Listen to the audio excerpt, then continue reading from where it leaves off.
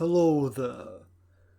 So, I was hoping that I would have a review of the live action remake up on my channel by now, but thanks to the coronavirus ruining everything for everybody, I figured, well, why not review the original Disney animation, 1998's Mulan. Disney's Mulan is not the only or even the first adaptation of Mulan by Guillaume but it is likely the most famous. It was released to positive reviews, became a financial success, is looked back upon fondly, and would, 20 years later, be referenced in an episode of Rick and Morty which gave rise to an internet meme. What do I think of Disney's Mulan? If you've seen my Will Mulan Be Good video, you'll know that though I'm not crazy about Mulan, I do like it, and I rewatched it last night at the time of this writing in preparation for this review, and yeah, I still like it for what it is. If you want some type of scale of enjoyment, I put Beauty and the Beast and Frozen above, Moana and Snow White below, and then I put Aladdin roughly next to Mulan. What's the story? China has been invaded by the Hans, so the Emperor calls for a nationwide draft. Mulan, a farm girl, witnesses her elderly father enter the war as he's the only man in her family. But Mulan disguises herself as a man, taking her father's place in the army, and joined by her mini-dragon sidekick, it's Disney, go with it, goes to fight the Hans. Just as a side note, did you know that Mr. Miyagi from The Karate Kid voices the Emperor of China? That is awesome. But it also kind of isn't. Now, Pat Morita is great, but he's Japanese American. One thing that I liked from the Mulan remake that no one has seen yet and no one knows when it will be seen is that they cast Chinese or Chinese American actors in that movie. Here, the cast is mostly actors who were either Chinese, Japanese, Filipino, or Korean. This isn't too bad, but it does kind of send the message of, they're all Chinese, who cares? Even though all of the voice actors do a good job. It is fun to hear George Takei as a ghost. Mulan is voiced very well by Ming-Na Wen.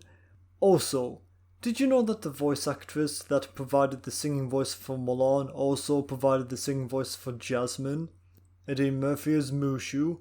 I think that this character and Eddie's performance works, but the movie surrounding him is fairly committed to its medieval Chinese setting, and Mushu, with his African American accent and speech patterns, can initially feel out of place. But you eventually forget about that, because Mushu is honestly pretty funny. Mulan is a relatable protagonist. Before she heads out for war, she's struggling with her place, and about not meeting societal expectations, and oh boy, do we all know how you feel, sister. But she's not just a dour wet blanket. She can also be funny, she's resourceful, and she can kick some ass when she has to.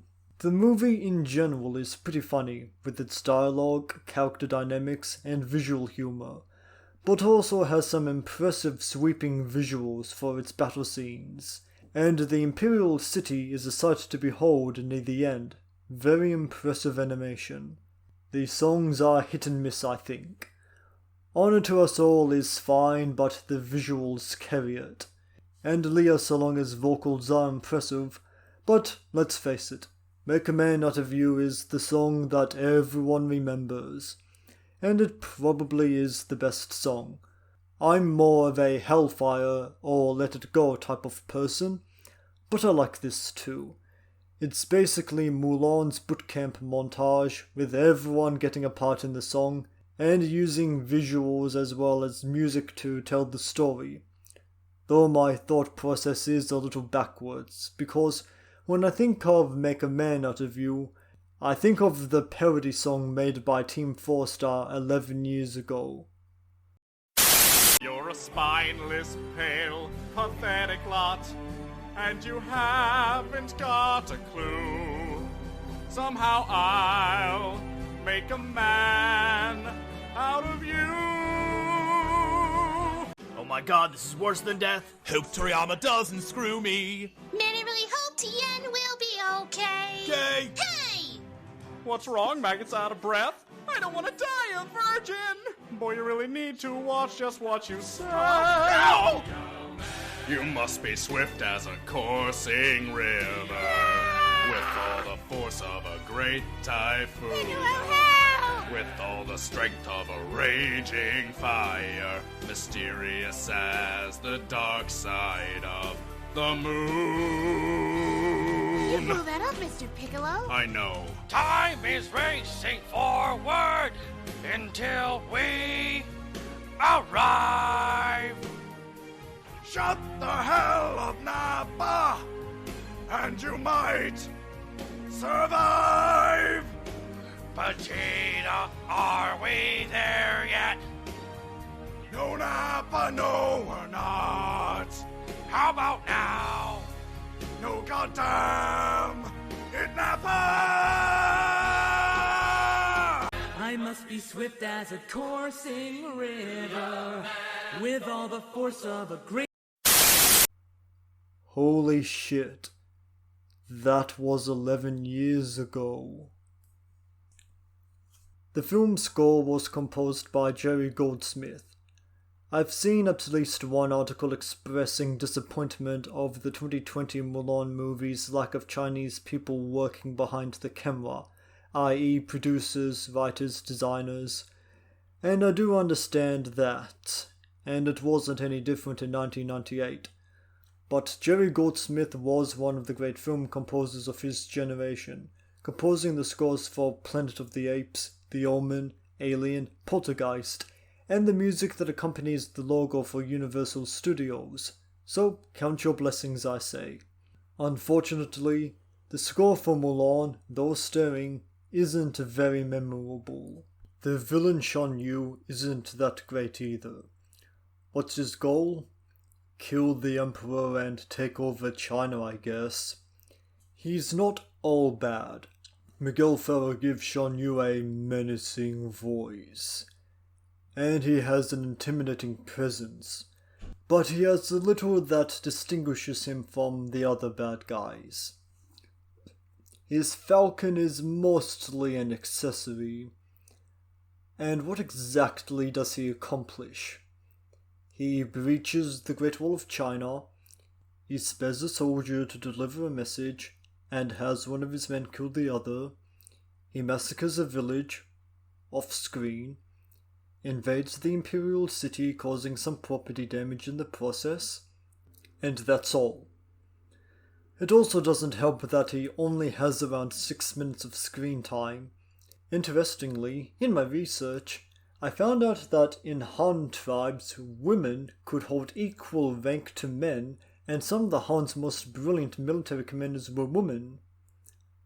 Maybe the Han should have been the good guys. Maybe if Shan Yu was a woman, it might have created an interesting dark reflection to Mulan. I say this because this medieval Chinese setting is shown to be very patriarchal.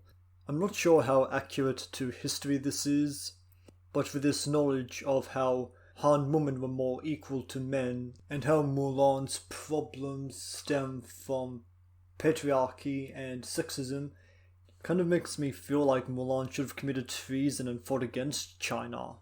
Mulan was released during the Disney Renaissance, which was when Disney was averting its usual tropes but still trying to keep them. And Mulan was the 9th film in this period, and people were starting to get wise to the formula. But years later, Mulan holds up. If you watch it, you'll likely enjoy it, but be hard-pressed to remember most of it afterwards. P.S.